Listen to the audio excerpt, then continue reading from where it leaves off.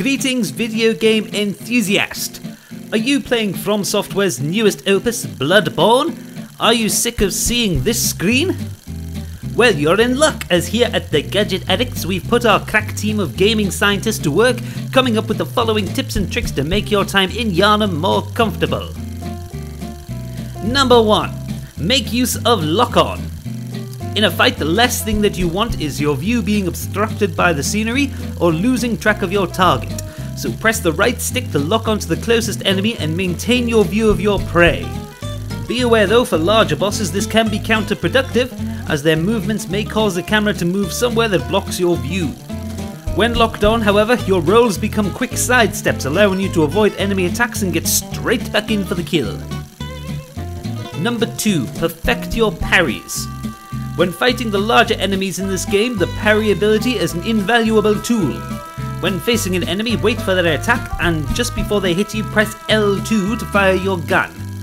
Time it correctly and the enemy will fall to their knees, allowing you to press R1 to score a visceral hit, dealing massive damage and knocking the enemy away from you. Some bosses can even be parried, in this case with Father Gascoigne in his first phase. Number 3. Perfect your charged attacks. If you happen to get the drop on an enemy, extend your trick weapon, quietly walk up behind them and press and hold the R2 until the weapon flashes. Release the button to deal massive amounts of damage, and then immediately follow up with an R1 attack to produce a devastating combo. Number 4. Regain.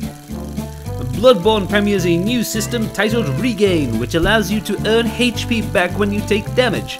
As you can see here, our man in the field takes damage and his health bar does not immediately drop. Instead, there is a 3-second window to attack the enemy's back, which restores some of the health lost. This is especially useful when fighting large groups of enemies, as you can maintain your HP while taking damage. Aggression is the key to success in this game. Number 5. Summon assistance.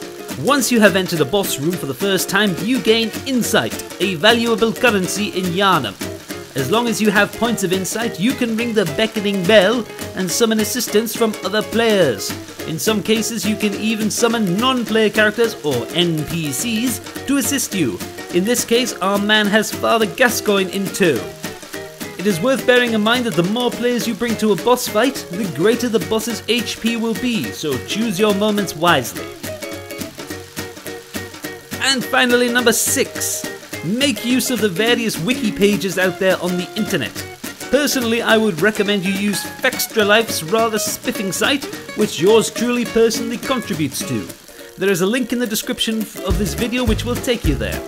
The wikis around the internet provide information on everything from level walkthroughs to specific item locations and even points of lore that will help explain the convoluted story of Bloodborne. And there you have it, 6 tips to help your way through Yharnam.